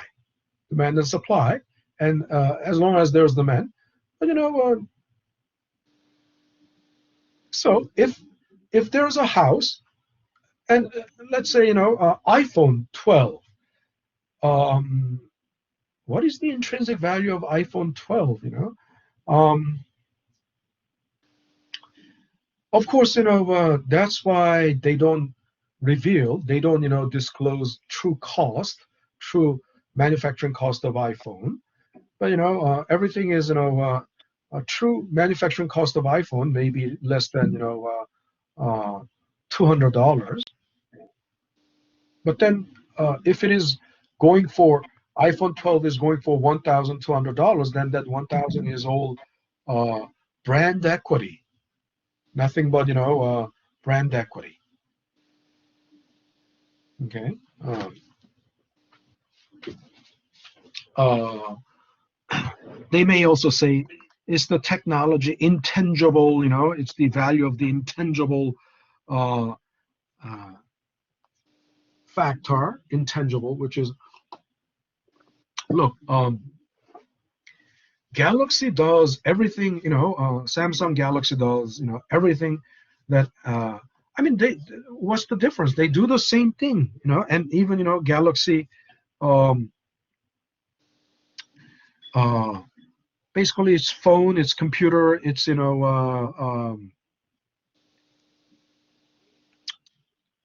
it's camera, and, and there isn't that much difference in what they can do, right? Whether it's Galaxy or iPhone. And if Galaxy is, let's say, Galaxy equivalent model, Galaxy is, $800, I don't know if it is Galaxy must be also 1,000. It is, equivalent model, how much similar. with similar capacity. But if iPhone 10 is 1,200, we call that overvalued because if the intrinsic value of that iPhone 12 is $200, and if it is if it is going for 1,200, it's called overvalued. Look, so if you are the point is, you want to find, if you're buying bond, will you buy a bond that is overvalued? Will you buy anything that is overvalued? I mean, when intrinsic value is less than the market price, is that a good buy target? It's not only bond, stock, or real estate, or whatever. Is an overvalued asset a buy target? No, because it's not going to be worth No. anything. Exactly. Overvalued. It's not that it is not worth anything. I mean, it is worth something. I mean, if you It sell it is back worth in the market, it's not going to be worth as high as the value of what you're going to be buying it for. Right. I mean, it is worth exactly its intrinsic value, but it is selling for higher price than the intrinsic value. So soon, obviously, if something is overvalued, and as soon as the market realizes that it is overvalued, in other words, everyone in the market all agree, right? Tesla is overvalued. If Tesla was overvalued, truly, but then it was just pumped up because there were not because they didn't know it was overvalued, but the Tesla shareholders just they enjoyed it while it was being pumped up, and when it was at its height of its pumped up price, then they sold. Of course, who knows what is the height? Who knows what is the pinnacle? Who knows what is the apex of the price? Huh? Of course, if it is overvalued, sooner or later it's gonna drop, right? It's called correction, right? Market correction. Market will correct the price, right? Correct the valuation. So when Tesla was, actually, it didn't take that long, right? I mean, Tesla was about $200, and then that was, a couple of years ago. I mean, in 2019, I believe, $200, and then it went to 400, and then 600, 800. Even it was like 1,000 something, and I believe, if I remember correctly, then there was even a split, and even after the split, then the price continued to go. But if you bailed out, if you sold and bailed out before the price fell, before the correction happened, then you made money. But obviously, if it is an overvalued asset, and if it is if you don't own it yet, this is not something you want to buy, because overvalued asset is not a buy target. It's a sell target, actually, because sooner or later there will be a market correction, because if everyone in the market, every market participant agrees that it is overvalued, then obviously they will try to take advantage of that. They know it is, this is the time to sell, right? I mean, intrinsic value is $400, but it is, $800. It cannot stretch any further. It cannot. It may go up to 850, 860, but it's not going to be like, it's not going to hit like 900. So if this is, you think this is the right timing to bail out, you sell and bail out, but you realize like 100% return. right? I mean, compared to the intrinsic value. But if you bought when Tesla was 200, right? When Tesla was at 200, if you sold and bailed out, got out, when it was 800, that's like 300% return. You made 300% return, right? And it's always the those who are clinging to that. Oh, it may go up to 900. I will sell that. Well, when the majority of the Tesla holders sell at around 800, then the price drops, right? Price drops. I mean, if there's a large volume, right? Large volume that's of sell order, then after the sell, it's gonna drop. And if you're at the tail end, you are being pulled down together. I mean, after that sell in a moment, then price drops to 600, 400, very fast, and it won't fall. I mean, if the intrinsic value of Tesla is 400, it's not going to fall any further than 400.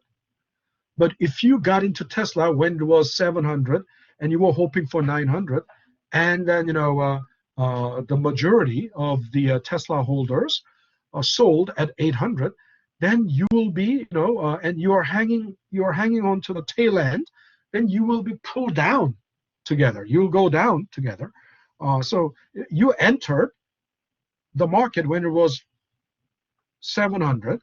So when Tesla falls, and Tesla will settle at 400, because if that is the intrinsic value, there is no reason it's gonna fall below that, because there is no incentive to sell, right? If the intrinsic value is 400, and if we are at 800, then there's a lot of incentive to sell, right? Because you want to, if you sell now, you realize 100% gain if you got into the market when it was 400. If you got into the market when it was 200, you realize 300% gain. So think about it. That's why the intrinsic value is important, and why we want to know what the intrinsic value is, because we want to know whether it is overvalued, whether market is overvalued, market price is overvalued, or undervalued. If it is like this, it's undervalued. If it is undervalued, right? If it is like this, it's undervalued. If it is like this, it's overvalued. And so it's exactly the opposite. It's the mirror image. An undervalued asset is buy target. Why? It's cheaper than what it really should be, right? It's cheaper than what it is really should be. I mean, so it's a buy target, and there's going to be an upward correction. I mean, usually correction means downward correction. Usually the word correction, when they say market correction, it refers to the downward correction. But upward correction is also possible, because when you still have, if the market price is let's say Tesla's, let's say intrinsic value is 400, market price is 200. What does that mean? It's cheaper than what it really should be. So there is a room for gain. I mean, as long as until it reaches 400, then you still make money. I mean, you can enter when it is 250, or I mean, anywhere between, even if you enter when the price is 390, still you make $10, right? And then after it reaches 400, there's no more motive. There's no more motive for that. No more reason for that to go above 400, right? So think about it. That is, the reason we want to know. And again, this is, this is synchronic view. Synchronic meaning, at the same time. Static view, static. But in dynamic view, dynamic meaning over time. If the right, as an investor, you want the right-hand side. You want the right-hand side to be greater. You want the right-hand.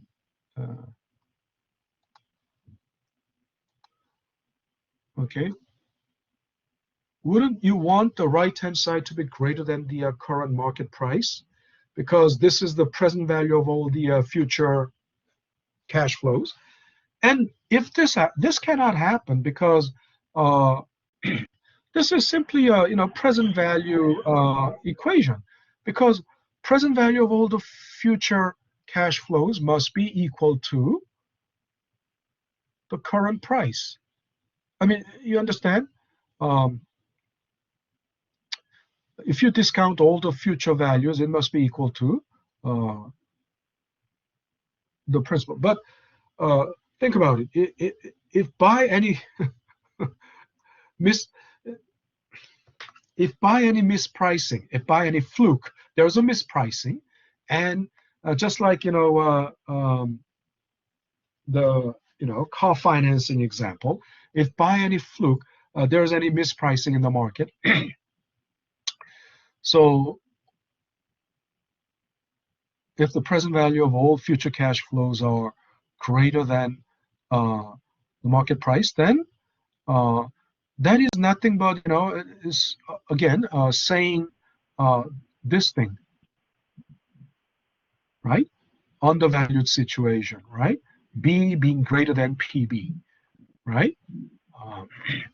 But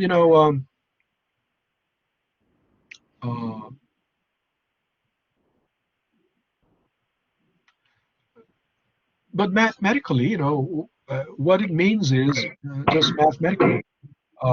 If this side is greater, yeah, you get more than the yield. You get more than the discount rate, right? You get more return than the discount rate. But then mathematically,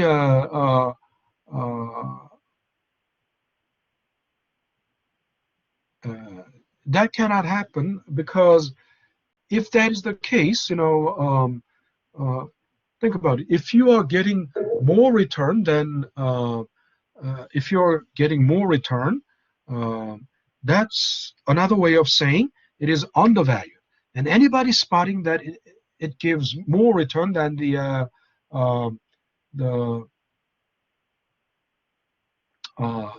more return than the discount rate, which means it's undervalued, there is a profit opportunity, so they will buy. As they buy more, right? Then the discount rate will go up, and it will exactly resettle at or re-equilibrate. Re-equilibrate. In other words, the equal sign will hold. Okay. All righty. So I think it took too much time, and someone typing something into there. I heard some dings. Is my screen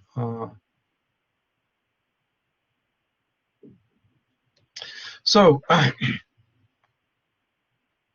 we're out of time, and it takes so much time always, because what I do is soul searching. In other words, it's not just A is B, B is C, but why A causes change in B, and why B causes change in C. In other words, not just a flat, not just flat fact, but all these reasonings behind it. And to talk about that reasoning, it takes too much time, because there has to be all these connections between the thoughts, right? The causality that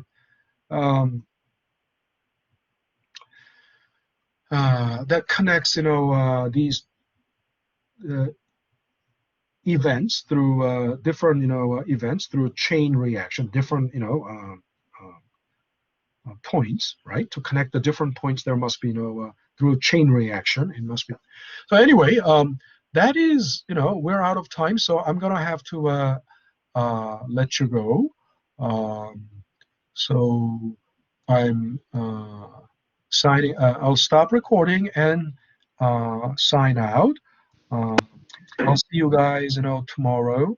And don't forget, tomorrow is the deadline for quiz 2, right? All right. Take care, everyone. Professor. Professor. Thank you. Yeah, Have a yeah, good night. yeah. Good night. Someone had a question? Someone had a Hello? question? Yeah. I'm still here. Okay, I'm I think still someone here. was What is that? You I had a think question? I think someone was before me, so I'm gonna let that person go. Okay. Who had a question? Oh, I was just asking about the is the midterm for tomorrow? What No. time is Midterm that was already available? midterm was already due Sunday, I believe. Uh, Midterm was due Sunday. Quiz 2 is due tomorrow. Quiz 2. quiz 2. Okay. What time is that available open at? No, it has already. Who is this? Ophelia? No, Marielle. Ariel. Okay. Look, it already opened, I believe. Midterm was already due Sunday already, and quiz 2, and it opened on Friday, and quiz 2 it opened on Sunday and due Tuesday. Okay. Oh, It's okay. already visible there. It's visible, if it is not grayed out, if it's colored, it's colorful, and then it's active. Something like this is not active, right? It's grayed out, it's not active. All righty, and who's next? Me. I was it's Nico. I'm calling in from my phone numbers. So I don't think you're able to see me. But anyway, I was contacting you about the midterm. I wasn't able to access it for access related issues. So I'm wondering if an extension is Who is this? Who is this? Nico. Nico. Did you? I mean, I never received. You never sent me any email. I mean, if you had that problem, you should have sent me email early on. And I've been telling I you. I've believe been telling you from. Hmm? I believe I did reach out to you regarding my issues. No, there was no email from you. Okay, and Hang on. you should have also you should have sent email. You should have sent email to my Yahoo email. I gave you Yahoo account, long time ago. You should pay attention to that, because if you send email to my BMCC account, it automatically goes to junk mail and it will go undiscovered. And because this is, exam period, I'm checking my junk mail. I'm going through all my junk mail every day. There's a huge, plethora of junk mail. But I even go through, rummage through all of them, and I didn't see anything from you. Okay? It is Okay. your responsibility. And also, I've emphasized this. You got to get a head start. And midterm was already due Sunday, so you should have got a head start. And I've been telling you, don't send me email at the last minute, because if you send email at the last minute, there's nothing I can do. You should have, if you were if you're alert to everything that we could communicated, that I conveyed through postings and through the collaborate session, you would have known. You wouldn't say only now I had a problem. Look, Yeah. midterm is already done. It cannot be reopened. Okay? Okay. Okay. You shouldn't miss quiz 2 even, you shouldn't be missing quiz 2. And again, if you had this problem, if you got started early on, you would have contacted me early on, and then at least if you gave me 1 day before the deadline, I can reset it. But just like, I said this so many times, even during the collaborate session, some people send me email at the last minute. I mean, you are given 2 hours to do this, and that means, it will take something like at least, 1 hour or 90 minutes. And then you got to get started at least a day ahead. And then if some technical issue happens, then you can send me an email and I can respond to that email. I can fix the problem, I can reset it or whatever. There will still be a time for you to do it. But if you try to reach out to me, it's easy to say that you are, try to reach out to me, but where's the evidence? There's no evidence. And then only now you're saying, only after ex post, after everything is done, you're saying, I was talking about the anecdotes from the past, about the people that were sending me email 10 minutes before the, deadline. That is just, that's just a nonsense. All righty, good night, good night. So, Nico, I'm afraid, you missed midterm, and it is, it is your, you are accountable for that, okay? Despite all these, anecdotes, warnings, if you still, didn't contact me early on, it's your fault, okay? Don't expect, I cannot reopen that exam. You have quiz 2 still due. Focus on that. You will have final. Don't miss the final. Final is not yet on, but it will. You will be. You will be. You will be notified. Okay. Okay. All righty, Ophelia. Have a good night. I'm. Yeah. Would I Thank you, pass Professor. the class? What? Would I still be able to pass the class? I don't know. How do I know? I mean, Nico. I opened. Didn't I showed you? At the beginning of the class. And the class is already technically over. It's 8:25. And at the beginning of the class, didn't I show you this? No. I We can't see that. we have What one do you more mean you quiz can't to see? do. Oh, you're using the phone. So I don't, Nico, I don't know what you, um, okay, I will have to stop sharing my screen, then I can do this.